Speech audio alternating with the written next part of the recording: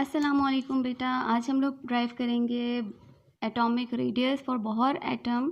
Bohr जो atomic model था उसके लिए जो एटॉमिक रेडियस की डेरिवेशन है वो हम देखते हैं। बहुत इजी डेरिवेशन है। इसके लिए कुछ बातें जो आपको बेसिक पता होना चाहिए। वो सबसे पहले है स्ट्रक्चर ऑफ एटम। एटम में एक सेंटर में न्यूक्लियस होता है, पॉजिटिवली चार्ज होता है, जिसके गिर्द इलेक्ट्रॉन्स रिवॉल्व कर रहे होते हैं ऑर्बिट्स में, जिनके ऊपर होता है नेगेटिव चार्ज। जब भी कोई चीज़ सर्कल में रिवॉल्व कर रही होती है, सर्कुलर फोर्स उस पर जब हम सर्कल में रिवॉल्व कर रहे थे उस पर जो एक सेंट्रीपिटल फोर्स लगती है that is equal to mv² upon r. या आप कह सकते हो कि सर्कल में किसी भी चीज़ को रिवॉल्व करने के लिए एक फोर्स चाहिए होती है, सेंट्रीपिटल फोर्स, जो इक्वल होती है टू mv² अपॉन आर। अब अगर हम इस स्ट्रक्चर को देखते हैं एटम के, तो हमारे पास यहाँ पर एक पॉजिटिव चार्ज है और एक नेगेटिव चार्ज है, और इन दोनों के बीच में एक फोर्स होगी that will be the electrostatic force.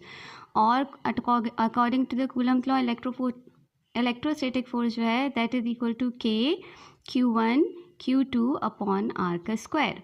Clear हो गई इतनी बात। एक और चीज़ जो हमें इस डेरिवेशन के दौरान काम आएगी दैट इज़ बोहर का। चूँकि हम मॉडल पढ़े हैं तो बोहर का एक पोस्टुलेट है कि जब भी इलेक्ट्रॉन किसी भी एटम में रिवॉल्व कर रहा होता है तो उसमें एक एंगुलर मोमेंटम होता है, और ये जो एंगुलर मोमेंटम होता है ये इक्वल होता है to the integral multiple of NH upon 2 pi. ये एक कांस्टेंट वैल्यू है एंगुलर मोमेंटम के लिए। ठीक है, इन तीन चीज़ों को लेकर अब हम डेरिवेशन करेंगे। बहुत इजी डेरिवेशन है, so pay attention. F C is equal to F E, दो फोर्सेज हैं दोनों इक्वल थी। एफ सी की वैल्यू कितनी थी, mv² upon r is equal to F E की वैल्यू कितनी है, k q1 q2 upon r का स्क्वायर।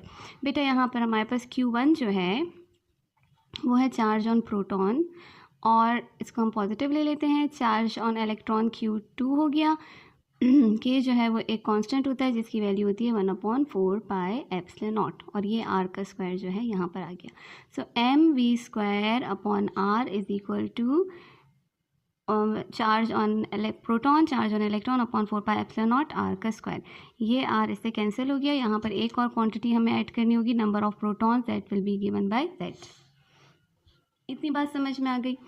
अब हमारे पास इक्वेशन क्या बन गई, mv² is equal to z। दोनों चार्जेस को हम लोगों ने मल्टीप्लाई कर लिया, e का स्क्वायर आ गया upon 4 pi epsilon not r। Clear हो गया। हमें चाहिए इस r की वैल्यू, तो हम इस r को उठा के यहाँ ले जाते हैं और mv² को उठा के इस तरफ ले आते हैं। So r is equal to z e का square upon 4 pi epsilon naught m into v। ठीक हो गया बेटा, v का स्क्वायर है। अब यहाँ पर बाकी सारी वैल्यूज़ हमें पता हैं, कांस्टेंट हैं। जो वैल्यू हमें नहीं पता दैट इज़ v का स्क्वायर। हमें r ड्राइव करने के लिए v का स्क्वायर मालूम होना चाहिए। सो हम लोग v का स्क्वायर निकालेंगे उसी मोमेंटम के फॉर्मूले से जो हमें बोहर ने बताया था, that is mvr is equal to NH upon 2 pi. यहाँ से हम v को यहीं पर रहने देते हैं, v is equal to NH upon 2 pi, और ये m और r जो यहाँ पर मल्टीप्लाई हो रहा था इधर जाके हम इसको डिवाइड कर देते हैं। चूँकि इक्वेशन में v का स्क्वायर हमें चाहिए तो हम लोगों ने इसको स्क्वायर ले लेते हैं दोनों तरफ। सो v का square is equal to n का स्क्वायर h का स्क्वायर अपॉन 2 का स्क्वायर हो जाएगा 4 पाई का स्क्वायर m का स्क्वायर एंड r का स्क्वायर। ये हमारे पास आ गई v² की वैल्यू। अब बेटा यहाँ पर इस इक्वेशन में जहाँ पर हमने v² पुट करना था, हम ये वाली वैल्यू पुट कर देंगे v² की। सो इक्वेशन हमारे पास बन जाएगी r is equal to z e का square upon 4 pi epsilon naught m। v देखो यहाँ पर v का स्क्वायर डिवाइड हो रहा है, तो हम क्या करेंगे, हम इसको अपनी आसानी के लिए मल्टीप्लाई, जैसे आप डिवाइड करोगे तो पूरा एज इट इज़ लिख लोगे, लेकिन आप जब मल्टीप्लाई करते हो तो डिनोमिनेटर न्यूमरेटर बन जाता है, ऐसा ही होता है, और न्यूमरेटर जो है वो डिनोमिनेटर बन जाता है। ठीक हो गया। सेम क्वांटिटीज़ को हम कर देंगे कैंसिल, 4 से कैंसिल हो गया, पाई स्क्वायर से कैंसिल हो गया, और एक r इस r से कैंसिल हो गया।